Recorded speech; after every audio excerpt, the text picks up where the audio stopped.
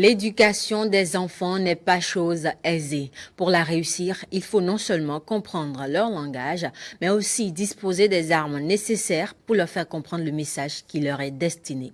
Pour y arriver et réussir de la meilleure des manières, la pédagogie parentale est donc vitale pour le bon fonctionnement de la relation parent-enfant. Et c'est ce qui fera l'objet de notre discussion de ce jour avec Madame Antoinette Domingo, spécialiste de la gestion familiale. Madame Domingo, bonjour. Bonjour Madame Christelle, chers téléspectateurs, bonjour. Alors ça fait un moment heureuse de vous Oui, retrouver sur tout le Zambie. plaisir pour moi d'être ici ce midi pour partager avec vous ce concept de pédagogie parentale. Alors la pédagogie parentale, on va en parler beaucoup plus durant les 30 prochaines minutes. Et déjà, qu'est-ce que c'est concrètement la pédagogie parentale? La pédagogie parentale, c'est l'art d'élever un enfant. Et elle fait partie d'un ensemble de pédagogies qui englobe tout ce que l'on utilise pour pouvoir accompagner l'enfant.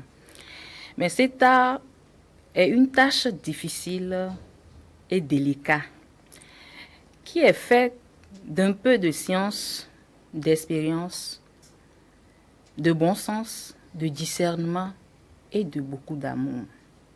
C'est tout un ensemble de méthodes, de manières de faire, d'agir, de penser, de pratiques qu'on met en œuvre pour pouvoir accompagner l'enfant dans l'acquisition du savoir-vivre et du savoir-être. D'accord. Alors, pédagogie parentale en tant que parent, pour mieux comprendre ce que c'est que le rôle de parent, le métier de parent, est-ce qu'il faut forcément aller à l'école pour ça? On n'a pas besoin d'aller à l'école, c'est pour ça qu'on a dit c'est peu de science et d'expérience. Mais il faut, avec les choses actuelles, il faut mettre en place un système d'école des parents. D'accord. Parce que là, il faut être en phase avec l'évolution des techniques aujourd'hui et développer des méthodes mieux adaptées aux conditions de vie et à l'environnement dans lequel nous évoluons. Il y a la culture, il y a tout ce qui tourne autour de cela. Et compte tenu de ça, est-ce qu'il y a différentes manières d'exercer cette pédagogie quand il est question de l'éducation des enfants? Oui, en face de l'enfant, il faudrait qu'on essaie de situer un peu ce concept.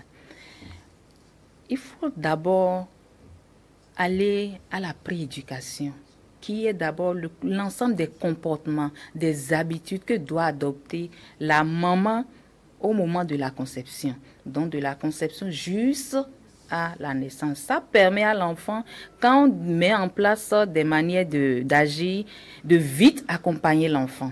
Si la maman n'a pas pu supporter la grossesse, était tout le temps inquiet ou malade et s'abandonnait, l'enfant aussi, étant venu au monde, sera aussi un peu nonchalant et inquiet à tout bout de champ, ne pourra pas le situer.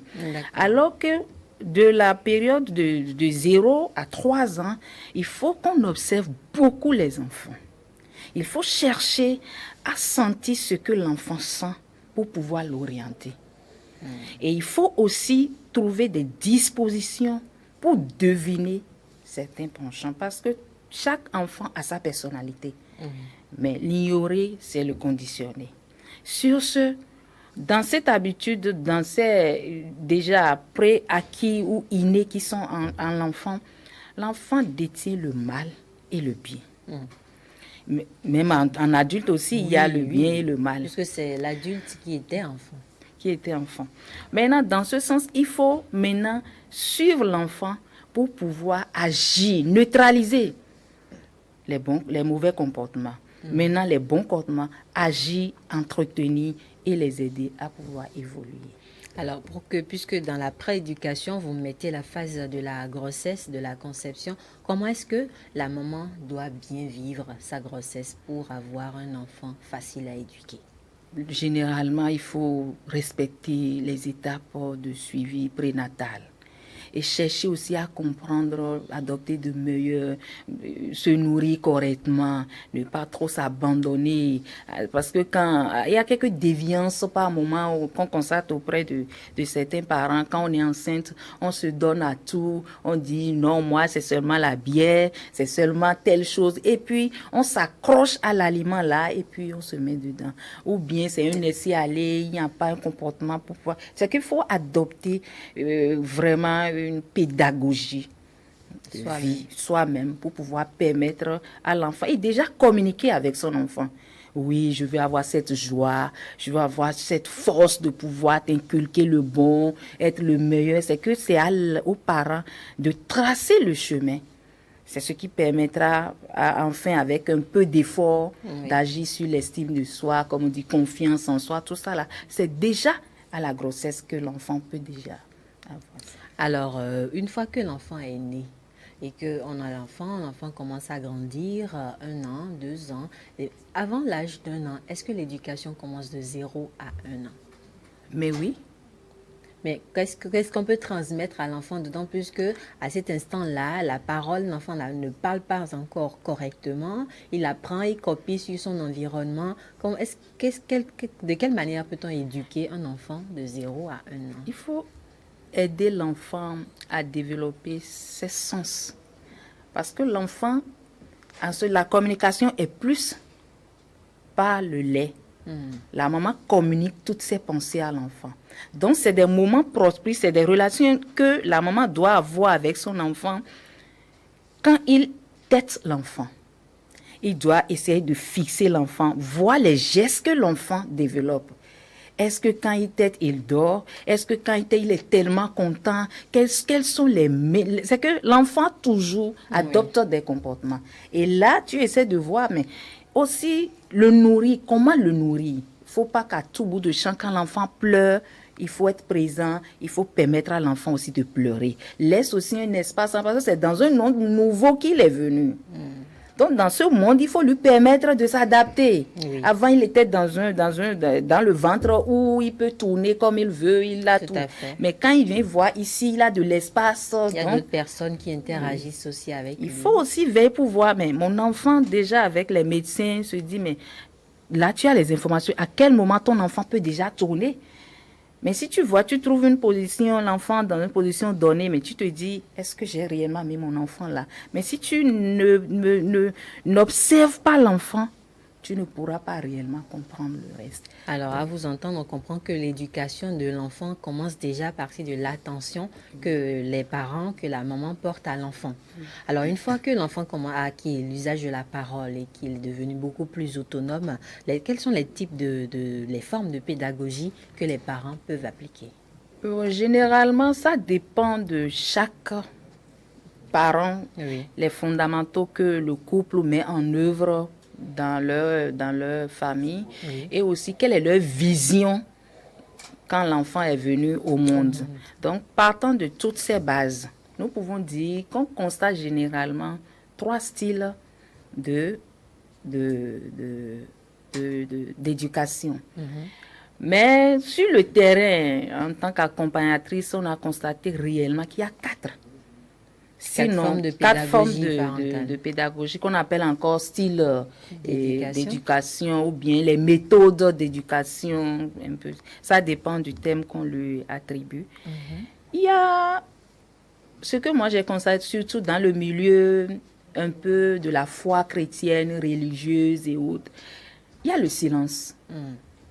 On ne dit rien à l'enfant, on voit faire, on dit, bon, c'est Dieu qui nous l'a donné. Mais on ne le tape pas.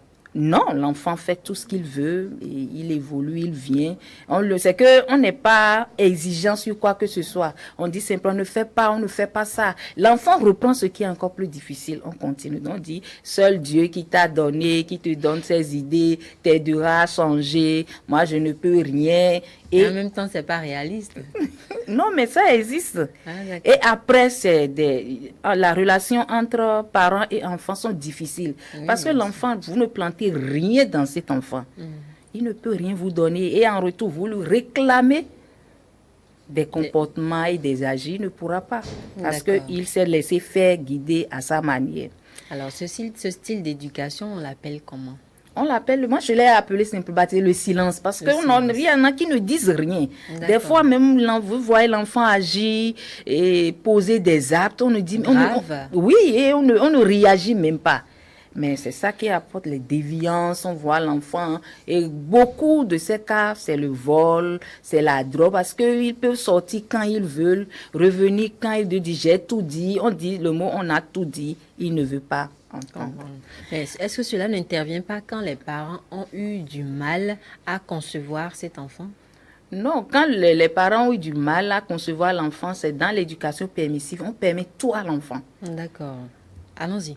Donc, c'est le deuxième type. Oui, on peut aller déjà là. Donc, il y a l'éducation permissive où les parents donnent tout à l'enfant. L'enfant est chouchouté, l'enfant pleure, c'est qu'on répond à tout. L'enfant fait tout. Il peut, quand il veut, comme il veut et comment il veut. Donc là, c'est comme si c'est la parentalité à l'inverse. Oui. Et dans ce rang, on a les enfants rois, comme on dit, où l'enfant téléguide pratiquement les parents. C'est que l'enfant joue sur la sensibilité des parents. Je sais que si je fais telle chose, ma maman va réagir. Il fait chanter ses parents. Oui, c'est ce que il y a la dernière fois un parent qui m'a appelé où l'enfant chaque fois dit mais si tu ne m'achètes pas la moto, je vais me suicider. Et l'enfant la maman est affolée pour dire mais écoute, elle demande de l'aide pour son elle dit mais cet enfant ne peut pas se suicider. La prochaine fois, dis-lui suicide-toi. Et tu verras, il va plutôt. Il dit mais c'est le seul que j'ai. J'ai dit mais non. Mais le seul, demain, tu ne seras pas là. Es-tu sûr que d'ici la fin de cette année, tu seras encore vivante? L'enfant va se retourner vers qui? Mais là, il va aller voler. Il vendra tout ce que tu as pu acquis à la sueur et il ne sera même pas satisfait. Apprends l'enfant à un moment donné de contenir ses envies. Mais un jour, l'enfant lui a dit, mais écoute, toi, il n'y a pas de problème. J'ai demandé à Dieu, je t'ai eu, mais après. Mais depuis jusqu'à aujourd'hui, il n'a plus jamais dit à sa mère. Vous comprenez, ça c'est le permissif. Donc on permet à l'enfant de faire. Maintenant, il y a l'autoritarisme encore où on appelle le rigorisme. Oui. La rigueur, mais cette rigueur n'est même pas de soi, on ne l'impose pas, mais on transfère l'héritage qu'on a reçu de ses parents ou bien voir faire, on dit que c'est ça qui peut réellement aider et on impose. On refuse à l'enfant de sortir, de collaborer avec d'autres parce que soit disant, nous, dans notre temps, on nous permettait de rien faire. Le monde change. Nous sommes dans une dynamique aujourd'hui où il faut évoluer avec les tendances qui viennent. Et là, on a souvent des enfants hypocrites, les enfants qui ne savent pas entreprendre, des enfants qui... qui se retrouvent privés de toute forme de pulsion créatrice. Pour pouvoir aller. Et là, c'est des enfants qui commettent beaucoup de bêtises. Parce que le fait qu'on t'empêche de sortir, quand quelqu'un vient te raconte ce qui se passe là-bas, on se donne. Et je prends l'exemple d'un enfant où on l'enferme à la maison. D'abord, on met « attention, chien méchant ». Et personne ne peut rentrer dans la maison, alors que c'est une manière de pouvoir empêcher les hommes de rentrer pour pouvoir voir les filles. Mais malgré ça, la fille est dans la maison à des heures très surveillées, mais elle est tombée enceinte. Ah, ça c'est un miracle. Non, mais pas un miracle, voilà. Parce que l'enfant vous montre tout, mais elle peut dire, je vais aller acheter, ce n'est pas acheté, là déjà acheté, et passer faire autre chose. Et dans cette, on fuit, dans ces petits délits de fuite, l'enfant commet des bêtises. Donc là encore. Maintenant, le quatrième que moi je dis, c'est l'éducation idéale, c'est permettre le dialogue dans la fermeté. Là, c'est le mix, on met un peu le rigorisme et la rigueur. D'accord. Et la douceur? Un peu de douceur. Là, vous entendez, on essaie à ce moment d'accompagner l'enfant, de le comprendre, de lui expliquer le bien fondé, pourquoi on interdit telle chose, et voir avec lui comment le faire, le laisser de temps en temps, lui mettre des règles, et après revenir voir est-ce que l'enfant a pu réaliser. Mais si on voit l'enfant dans des difficultés, revenir en attaque, l'aider, l'orienter et le faire former. Et là, c'est le plus idéal, c'est ce qu'on pense, pour pouvoir. Sinon, chaque enfant est identique. Donc, chaque enfant est identique. Oui, vous pouvez avoir 4 enfants. Ne pensez pas que vous allez pouvoir adopter le même. Même dans les couples, on dit, mais avec ton grand frère, on n'a pas pu, on n'a pas eu ça. Mais c'est chaque enfant a sa personnalité, non? Oui. Donc, ils ne sont pas identiques. Ils ne sont pas identiques. Donc, D'accord. à des moments donnés, même dans les styles de parental, Oui. à un moment donné, on fait le couplage. À un moment donné, tu vois que tu as tellement mis, mais l'enfant, laisse-le un temps. C'est pour ça qu'on fait le mix pour pouvoir permettre D'accord. meilleure Alors, collaboration. nous allons prendre un petit cas d'enfant qui aime bien se moquer de ses parents. On dit n'importe quoi, quelle que soit la façon dont les parents discutent avec l'enfant, l'enfant se moque ou l'enfant trouve des réponses, comment dirais-je, des réponses distrayantes à ses parents. Et quelle que soit la situation dans laquelle l'enfant se trouve, qu'on le tape ou qu'on le menace ou qu'on aime discuter, l'enfant se moque. Quelle attitude les parents peuvent tenir vis-à-vis de cet Vis-à-vis enfant? de cet enfant, c'est le dialogue. Laissez l'enfant exprimer. L'enfant a un désir qui n'est pas assouvi. L'enfant est en train de donner l'alarme. Écoutez-moi, écoutez-moi. Donc, il y a un message... Il y a un message que l'enfant est en train de transmettre. Donc, il faut appeler l'enfant pour dire, OK, maintenant là, nous allons faire comment? Et ce sera à lui de donner la réponse. Il le dira. Vous savez, il faut avoir l'art d'éduquer. Et c'est pour ça qu'on doit être en permanence c'est qu'il faut se chercher tout le temps. Parce qu'on les classe dans les cas des enfants difficiles. Parce qu'il y a des enfants qui ont des traits de caractère difficiles. Oui. Nous avons 12 traits de caractère.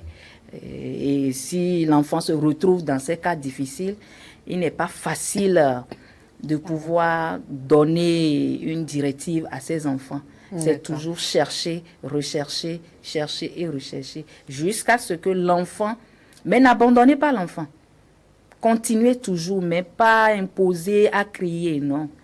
L'acte que tu viens de poser, toi-même là. L'amener à analyser. Analyser. Et petit à petit, lui reproduit ce qu'il fait. Et vous allez voir sa réaction. Il ne va jamais accepter que vous vous moquez de lui. Même s'il fait bien, faites-le une fois. Vous allez voir les résultats. Vous allez voir les résultats. Mais d'abord, échanger avec lui. C'est dans le dialogue. D'accord. Et ensemble, développer les règles quand on enfreint, les sanctions. Tout ça, l'enfant comprenne que tout est justifié. Oui.